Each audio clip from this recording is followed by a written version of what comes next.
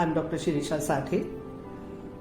Today, this webinar, we are going to really talk about primarily communication with teenagers.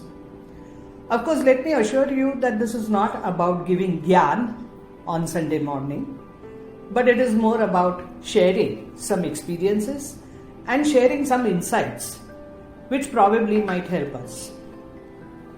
आजचं जे session आहे, it is about finding that third person who resides within us.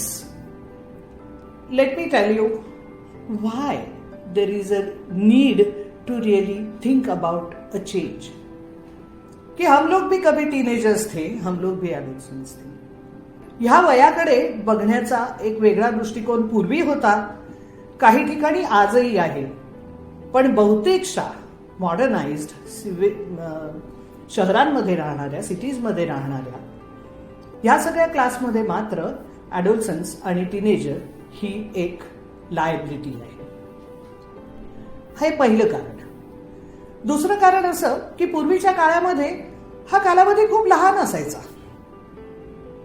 म्हणजे मुलाचं शिक्षण झालं की साधारणपणे त्याने कामाला लागावं आणि पैसे कमवायला लागावेत, आणि मुलीच्यासाठी तर शिक नाही तर लग्न करून देतो, असे उघड उघड दोन ऑप्शन्स होते. Because the outcome of parenting was clear and it was to make son a breadwinner and make daughter a homemaker. Clear cut outcome. What worked for me as a child did not work for my daughter. And what worked for her is not going to work for her child if she chooses to have one. कारण ही जाणीव तर मला असं वाटतं आपल्या सगळ्या पालकांना होतीये की ते जग, आपल्या आजूबाजूचं जग ज्या झपाट्याने वाढत आहे. म्हणजे मी नेहमी असं म्हणते की आज पहिलीत असलेल्या मुलाला आपण जे काही शिकवतो आहोत ते 2040 मध्ये खरंच किती उपयोगाचं असणार आहे त्याच्यासाठी आपल्याला कल्पनाच नाहीये. पण आता आपल्याकडे त्याला देण्यासाठी दुसरं काहीच नाहीये. So it's more of an inertia because of which आपण त्याला तेच देतो आहोत जे आपण घेत गेलो होते. पूर्वी ते तो मुलगा मोठा झाला की घरातल्या व्यवसायाला हातभार लावेल आणि एक कमावता हात मिळेल. आता मात्र we raise our children so that they become capable of living our house, because we know that their future lies outside our walls of the four walls of the house. हे आपल्याला सगळ्यांना माहिती की ते मूल टीनेजर झालं आणि त्याच्यानंतर ते आपलं घर सोडून फिजिकली किंवा व्हर्च्युअली पण त्याचं जग बाहेर शोधणार आहे. हा जो कालावधी मोठा असेल तर तो आनंदाचा का नसावा, तो फक्त ताणाचा का असावा, हा एक भाग.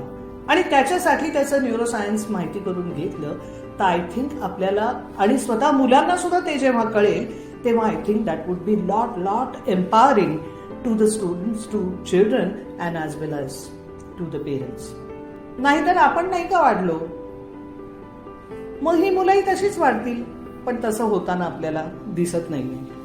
त्यामुळे मला असं वाटतंय की बदलायचं आहे हे नक्की, बरोबर. कारण ते बदललं तर ते खूप आनंददायी होणार आहे. जबाबदाऱ्या येणारच आहेत, चॅलेंजेस येणारच आहेत, पण त्या आपल्या ग्रोथच्या अपॉर्च्युनिटीज पण आहेत as a parent. Because comfort and growth never go hand in hand. त्यामुळे थोडासा ताण, थोडासा आनंद आणि या सगळ्याचा एक बॅलन्स करत करत हे व्हायब्रंट जग, ही तरुणाई अनुभवता यावी.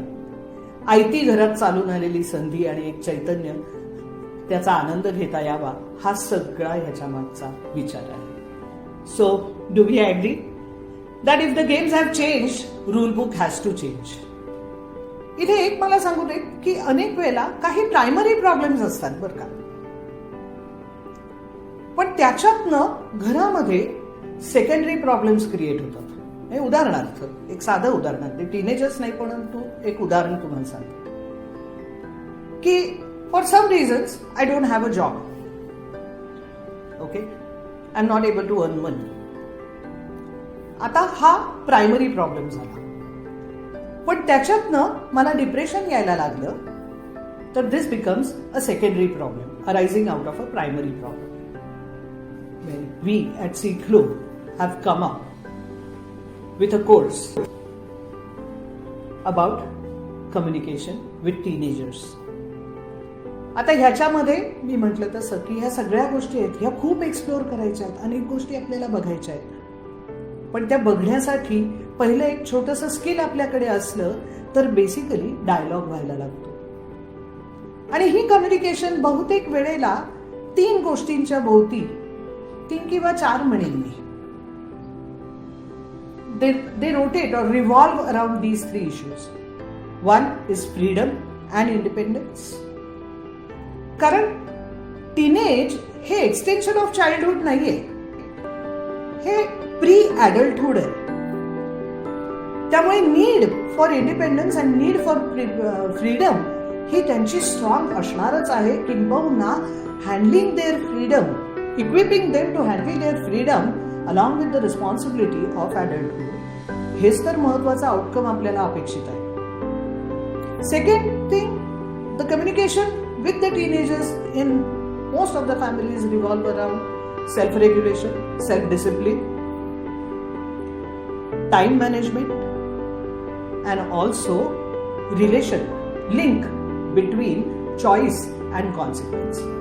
यासाठी हा कम्युनिकेशन विथ टीनेजर्स हा कोर्स आम्ही CCLO.com याच्यावरती आणलेला आहे.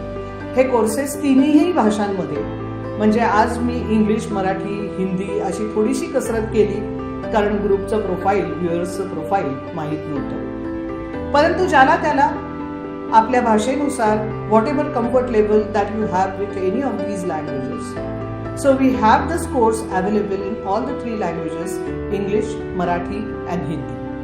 And it's just 1 hour course which can give you lot of insights so that a dialogue would begin.